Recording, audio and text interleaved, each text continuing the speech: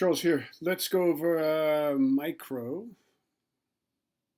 and really macro too, but macro is not going to be 1.2. But let's do micro 1.2, market systems allocation, how things get to where they need to go. Um, and then we're going to talk a little bit about factors of production. This is asked somewhat, mostly in unreleased exam questions, but we're only going on for released exam questions today. But we want to see what they look like, what they're going to look like on the exam, and we want to know how they're going to be set up. So let's talk about these different economic systems, what factors of production are, and then we'll run through some questions that have been released. First of all, a market economy. This is what we call more of a capitalistic economy, right? In that buyers and sellers make choices voluntarily into what they charge, who gets what. They set prices, and these prices are how people know whether they can buy something or not. If they can afford it, they get it. If they can't afford it, they have to substitute something cheaper or go without, right? So that capitalistic market economy is one where there's buyers and sellers that are working voluntarily, and this is all buyers and sellers. The big thing here is protection of private property rights. If you own it, the government will protect your property and make sure that somebody can't steal it from you.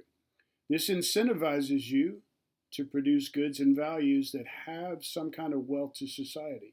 They make wealth so that people can buy them from them and are better off. If you live in a society where as soon as you make something, somebody can steal it from you, fairly quickly you're going to stop producing anything because you'll just starve to death, right? So a system or a capitalistic or market economy, free market, let's say, or anything moving toward that. Remember, there's a degree of these things, right? And I think we need to know there's a mixed economy, which has some command aspects to it and some market economy aspects to it. We don't tend to see one or the other.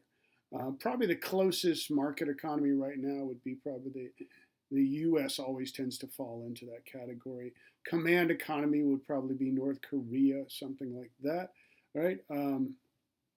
Command economies are where there's central governmental control.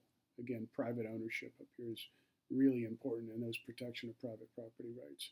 A command economy is a governmentally controlled. The government decides who gets what, where they go. We do call it public ownership. I've seen this in some of the questions before. Public ownership of goods is a command economy. This is kind of, from my own understanding, this is a little bit of a misnomer. We do seem to think that the government is controlled by the people, but if you can't sell it, do you really own it? That's what always bothers me about this public ownership of goods. Um, they could say you own the public parks, but can you go in after 10 o'clock at night? No, you can't. Once they close those parks, you're not allowed in them. Can you sell any part of the park? No, absolutely not. But we do kind of consider it public usage, that it's open for the public to use and it'll stay open. So there's some kind of definitional things that kind of bother me there. But understand that mainly this is pretty straightforward. Command economies are governmentally or central controlled. The government has all ownership and allocation of resources. They make the decision. Think of North Korea. Again, on the exam, it's usually not confusing. It's very specific as to what a market economy and a command economy are. They are very different. Factors of production: land, labor, capital goods, which we're going to, capital, there's human capital and then there's sort of what we call physical capital. You should know the difference of these two, especially if you're a macro guy, but for micro also.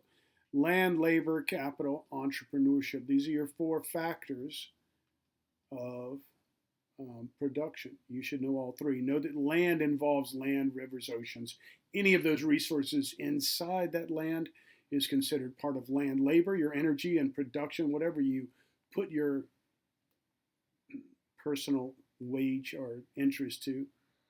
Capital goods are factory, equipment, tools, machinery, things that are used to produce other goods. Those are what we think capital goods are. Human capital is your skills, your education, your knowledge, your training. Anything that makes you a more productive person would be your human capital. Now, both of these are just referred to as capital. For macro, we're going to get much more specific with human capital.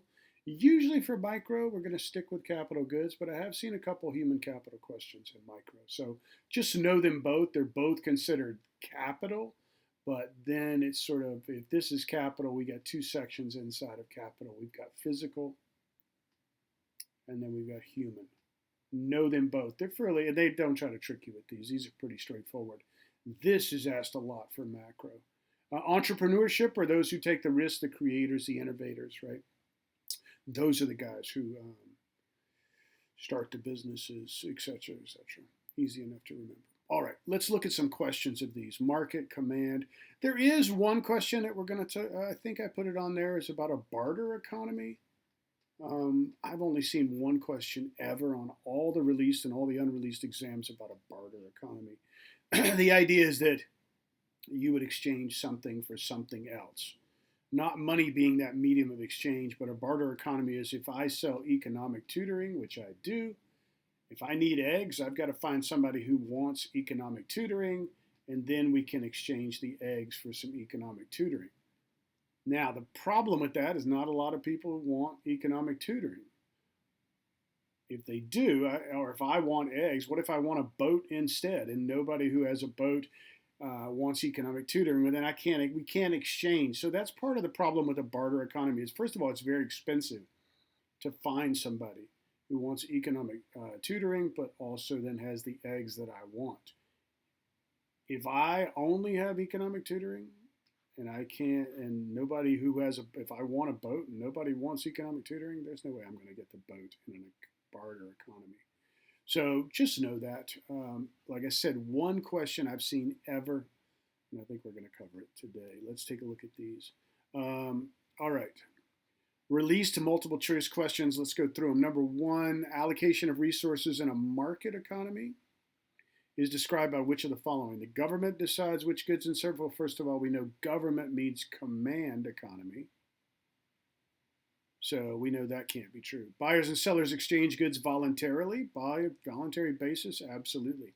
Prices and costs help producers decide whether they're producing too little or too much.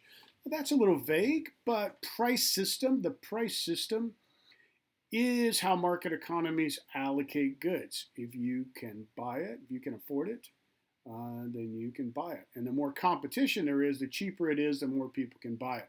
So the idea here is that prices and costs help producers decide if their prices are going higher like they are with certain foods right now. That tells people they need to consume less of it, right? Because it's getting more expensive. It also lets producers know that they need to produce more of it. Those prices going up incentivizes them to produce more of the good. That is a market economy, right? So I like 2 and 3.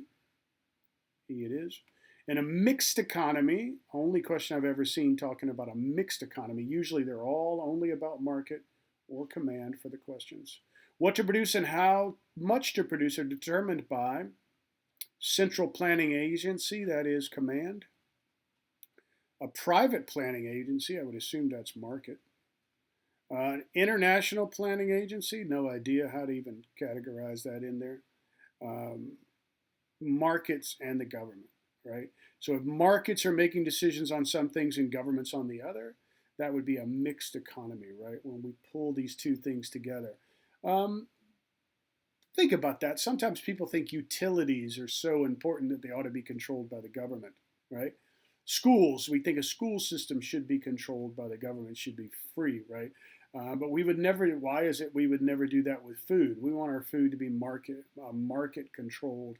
And what we've noticed is market economies that allow private sellers and buyers to come together, that they tend to have plenty of food. Command economies, not so much. I think North Korea starves about every other year. Anyway, mixed economies, make sure we understand. This is the only one I've ever seen like that, not usual. Number 2, which of the following is the defining characteristic of a capitalist economy? You have to know the word capitalist means market. Right? This is from 2008. Capitalist, private ownership, protection of private property rights. Well, Doesn't necessarily mean well-functioning capital markets. Think about capitalistic economy during the Great Depression. That was not a well-functioning capital market. It pretty much fell apart. So capitalist economies does not mean that everything is going to run perfectly hunky-dory. No, it does not. But it does mean that private ownership and protection of property rights are upheld by the government. Fair distribution of income and low income taxes? No, definitely not. At one point, right after or during the Great Depression, income taxes were like 80% above a certain amount. Fair, who can decide what fair is? That's really difficult to do. Economists don't like doing that, right? So that's a little too soft for us. Equality of opportunity? No. That's not, what does that even mean? How do we define that, right? Some capitalist economies, maybe, but lots of people talked about before, anyway, efficiency of value. We'll just stick with it. You can recognize these, know what they are, be able to pick them out of a crowd. The fundamental difference between a market economy and a command economy. Now, again, reading is these guys are in the College Board are trying to be tricky with their questions.